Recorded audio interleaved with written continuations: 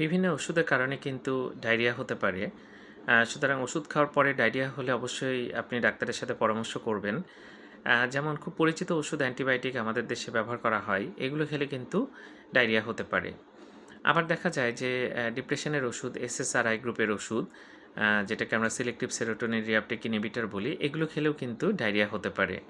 তাছাড়া থিওফাইলিন খুব বেশি ব্যবহার করা হয়। আমাদের দেশে অ্যাজমা, সিওপিডির অনেক পেশেন্ট পাওয়া যায়। থিওফাইলিন বলে একটা ওষুধ ব্যবহার করা হয়। প্রেশারে কিছু ওষুধ যেমন এসি ইনহিবিটর ব্যবহার করলে কিন্তু ডায়রিয়া হতে পারে। এছাড়া অ্যান্টাসিডে যদি ম্যাগনেসিয়াম থাকে সেক্ষেত্রে কিন্তু অনেক সময় ডায়রিয়া হতে পারে। আরও বিভিন্ন অ্যান্টিবায়োটিকের কথা বললাম।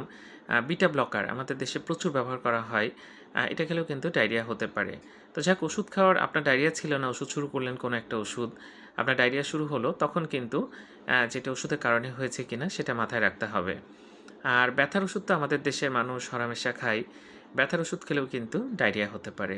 ধন্যবাদ সবাইকে।